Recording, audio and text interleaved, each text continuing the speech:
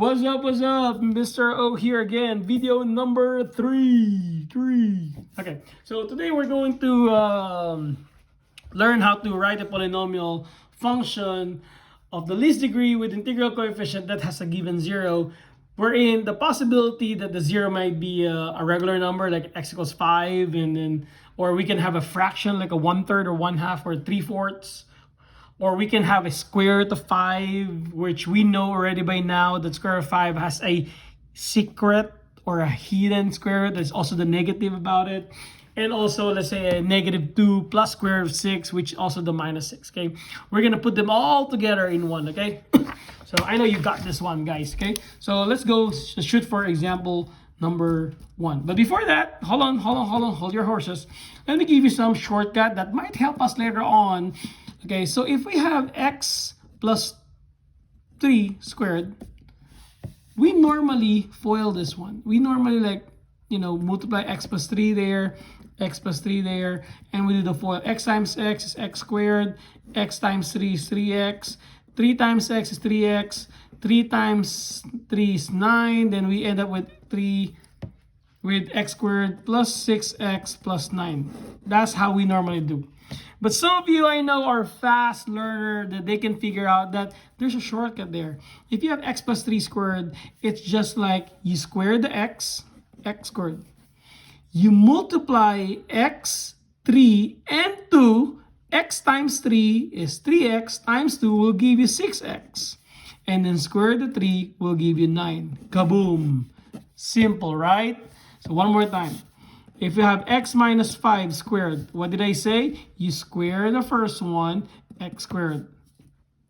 Next, you multiply x, you multiply the -5, you multiply the 2. What do you get? X times -5 times 2 is -10x. -5 squared is positive 25. Kaboom. If you don't believe me, do the FOIL. X minus 5, x minus 5. Trust me, the answer will be the same thing. We will use this one later on, but it's good that you know this one by now, okay? That's the shortcut, okay? Anyway, so again, example number 1, if we're given a roots, let's say x is equal to 3, x equal to square root of 5. How are we going to find or be able to write a polynomial function given the roots? First, you need to know that there's a secret root here, which is x equal to -5, right?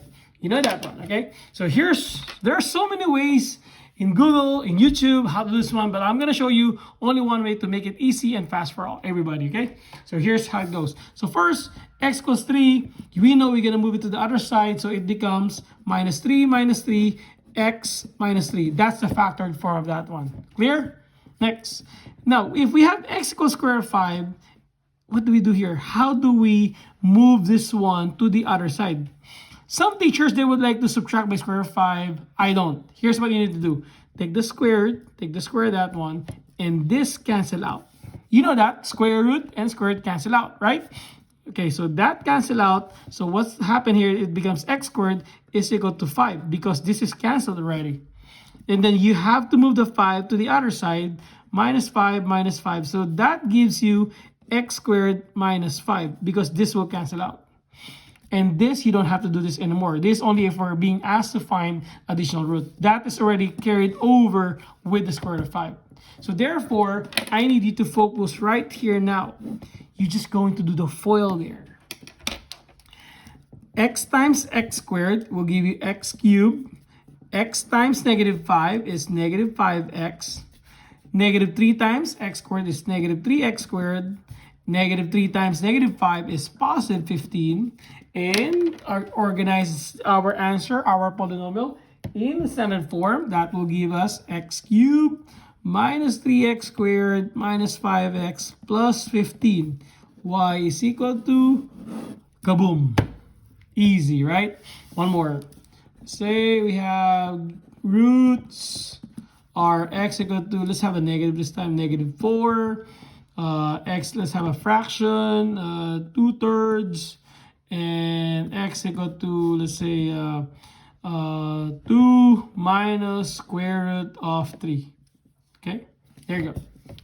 First, we have to put them in a factored form. We know the x minus 4. By now, you should know that plus 4 there, or the factor is x plus 4 only.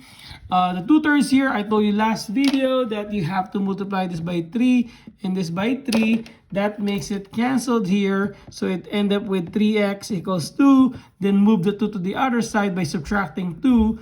That makes it 3x minus 2. And here is the trick part. Everybody pay attention here, okay? Now, it's 2. I'm going to move this first to the other side by subtracting the 2 there, subtracting the 2. This gives me x minus 2 is equal to negative square root of 3. Clear? Okay, next. Next thing to do there is you're going to square it. If you square that one, you have to square the entire binomial here. When you square that one, this cancel it out. Okay, what happened to the negative there? The negative, what's negative times negative? It's going to be positive because you square it. Imagine there's a negative 1 there. So negative 1 squared is still going to be positive. So what's left there is just 3. And this will become x minus 2 squared. What did I tell you about x minus 2 in the beginning here?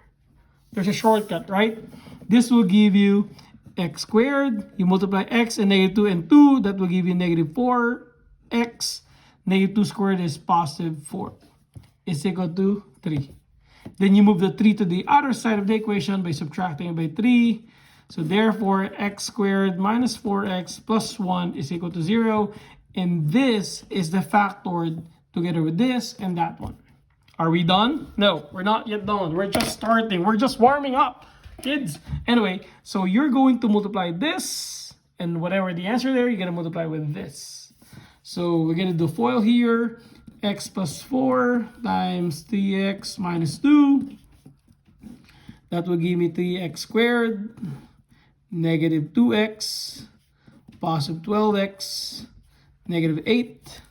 Combine the like terms, 3x squared plus 10x minus 8.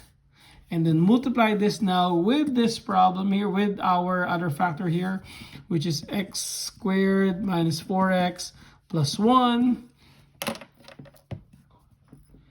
3x squared times x squared is 3x to the 4th. 3x squared times negative 4x is negative 12x cubed. 3x squared times 1 is 3x squared.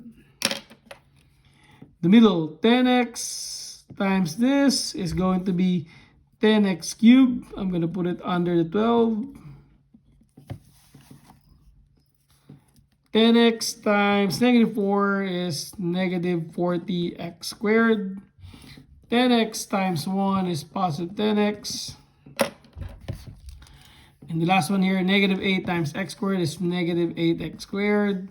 Negative 8 times negative 4x is positive 32x.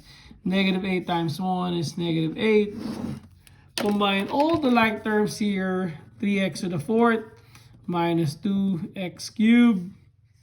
What's the answer there? 48 minus 3 is negative 45x squared plus the 42x minus 8. And that is your polynomial equation. Kaboom! Chicken, easy, right? All right, one more.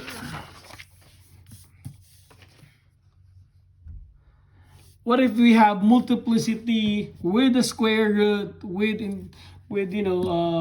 negative values? So for example number 3, roots x equal to, let's say 3 multiplicity of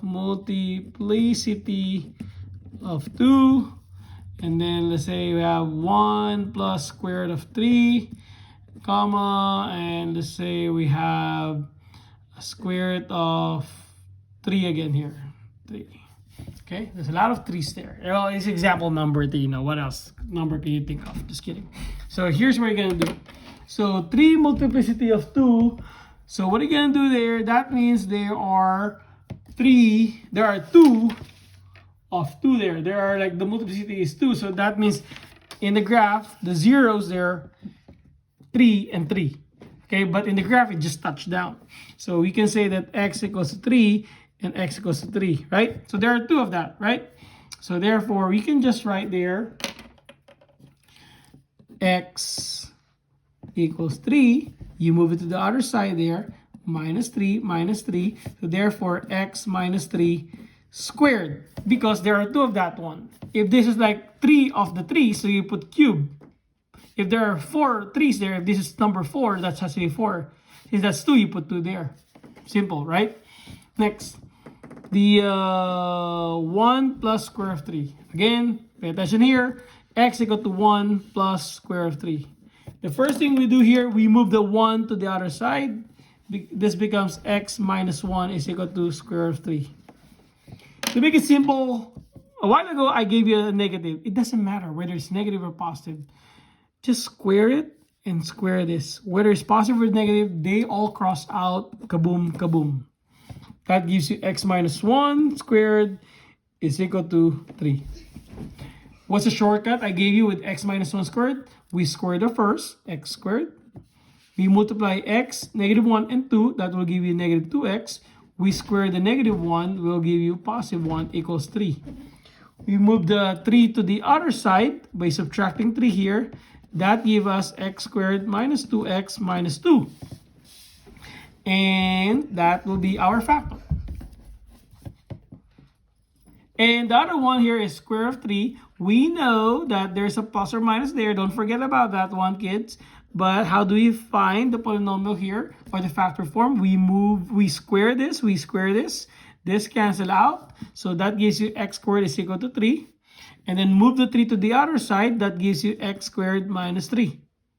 And that will be your factor. So what we need to do is to multiply this, and that to write our polynomial.